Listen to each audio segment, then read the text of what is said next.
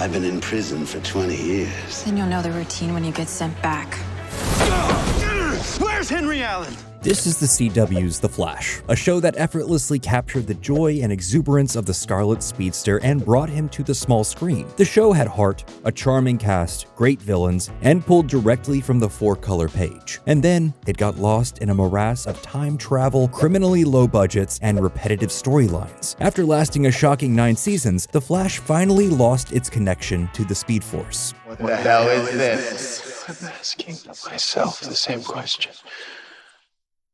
Literally. The beating heart of any long-form serialized show is the main character, and more specifically the star actor who embodies them. In the case of The Flash, you can't ask for a better lead than Grant Gustin. His effortless charisma and whip-smart delivery perfectly embodies what the broader public thought of as The Flash in 2014. The only problem being this isn't quite true to the source material. They combined 2 of the most popular versions of the character. While this choice may have made longtime fans grumpy, it helped sustain the show for the 9 seasons it stayed on the air. Barry Allen is the second Flash. He's a crime scene forensics expert who, through a freak accident, was granted the ability to run at astounding speeds. He's a stalwart hero, a bit of a stick in the mud, and pretty straight-laced, just like many other Silver Age heroes. The third person to wear the mantle of the Flash is Wally West. Taking over after Barry was killed off post-Crisis of Infinite Earths, the former Kid Flash and Barry's nephew is a jokester, a playful idiot, and has a heart of gold. The TV show opted to combine these 2 characters into one. They gave TV Barry the tragic backstory of having his mother mysteriously murdered and his father wrongfully put in jail for it, while also becoming the crime scene investigator who gets power in a freak accident. They also gave him Wally's jokey personality and sense of humor. It's a red blur.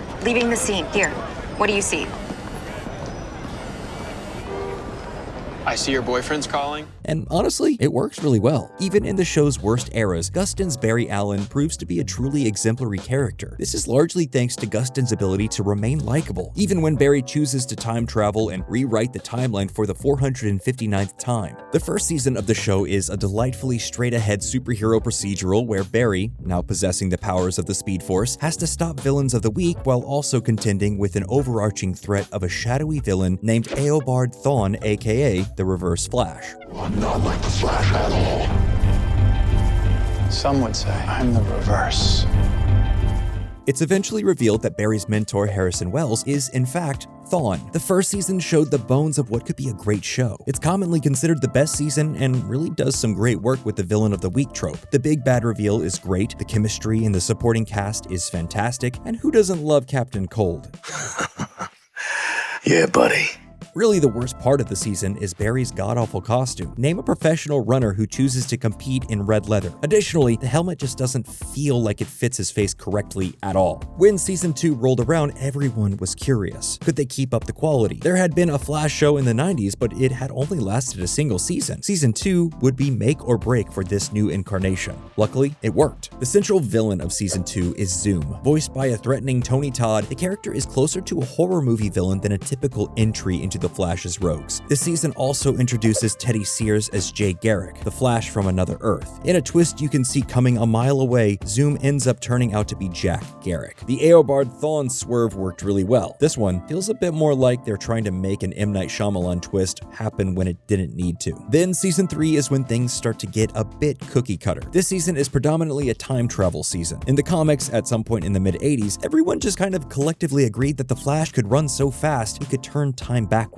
And this season is that idea, an overly complicated and prolonged adaptation of the Jeff Johns Flashpoint crossover. In this very loose retelling, Barry decides to go back in time to attempt to stop the murder of his mother. This creates a new timeline and births the villain, Savitar. However, Barry also sees that in this new future, Iris West, his adopted sister and love interest, yes, it's weird, dies. So he spends the whole season trying to put the proverbial time travel genie back into the bottle. It climaxes with Barry Obi-Wan Kenobiing into the Speed Force as a show of his maturity and regret over his mistakes. But you need to keep living your life.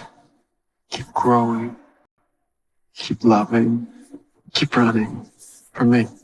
Of course, Season 4 then walks this back immediately. This season centers around the Thinker as the main villain. You can tell the creators were skittish about having another big bad who was a speedster, so they decided to go in another direction, but they didn't have an idea of what they were actually doing. The big development this season is Barry gets a new costume. It's still leather and a bit too dark in terms of color, but it's heading in the right direction. His cowl is ugly though. Those 2 lightning bolts on his head look awful. Which brings us to Season 5. Oh look! Another suit. This one doesn't have a chin strap on the cowl. The color is better, and the texture is finally not leather, but my god, what is that abomination of a cowl? Season 5's overarching plot is a jumbled mess. The show is so long in the tooth at this point, they kind of abandon the clear, simple premise for the season-long A plot and spotlight different villains with the B plot. Barry's daughter from the alternate future is here, there's a super person serial killer, and the Joshua Williamson character Godspeed shows up. It's fine, but also, like all of these CW shows, you can kind of start to see the seams at this point, particularly on the time travel front. Seasons 1, 3, and 5 all feature a lot of time travel. At a certain point, it's understandable if a casual viewer of the show would mistakenly diagnose the high concept of the show as time travel for teens. It's just too much. You can do some cool things, you know? Sometimes I run so fast I reverse time a bit.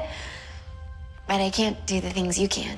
Season 6 and 7 have frustrating episodes of the week, annoying character complications, and the best Flash suit ever. It's sleek, and the cowl looks actually sculpted to fit his head. For 6 and 7, we also have the Crisis on Infinite Earths crossover, but we also have just a ton of filler. Season 8 has the Armageddon crossover, which could have been cool, but is kinda just a snooze fest. And there was some talk of ending the show there, but thankfully, CW renewed the show for one final 13-episode season. Welcome back.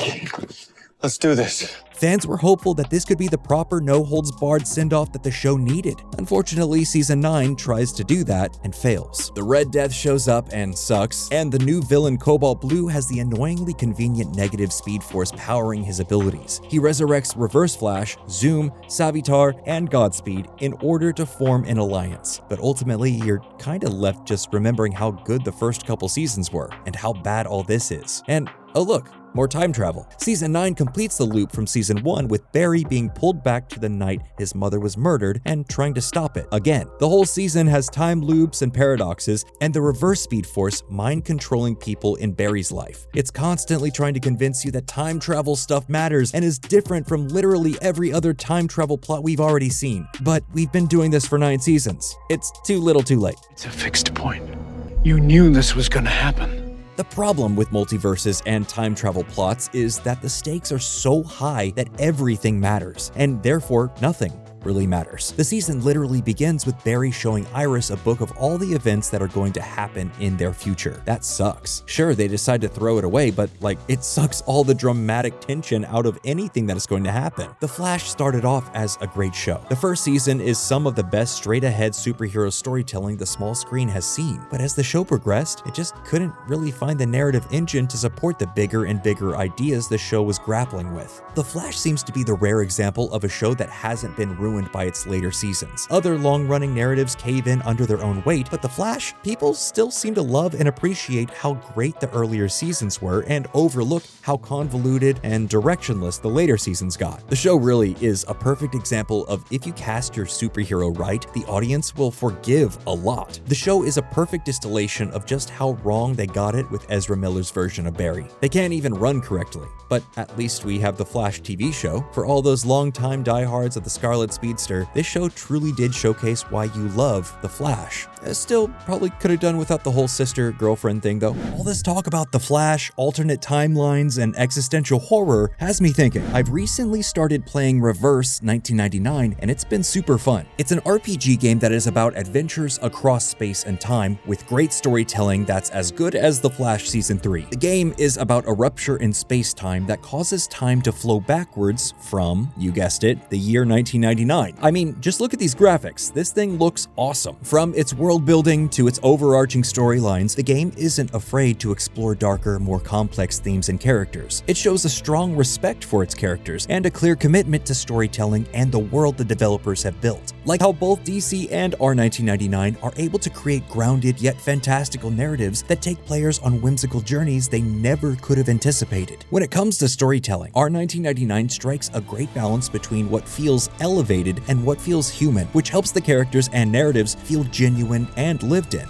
The game is influenced by things like Lucy, Inception, and The Legend of 1900. It pulls on these influences and creates something completely new and different. The storyline, pacing, and themes are all trying to accomplish something new, unique, and really exciting. If you're in the market for a new RPG game or are just looking for something to do in between Nerdstalgic releases, you should totally check it out. Follow the link in the description below to take the deep dive for yourself, and who knows, before you know it, maybe you'll be trying to uncover the secrets of the storm yourself.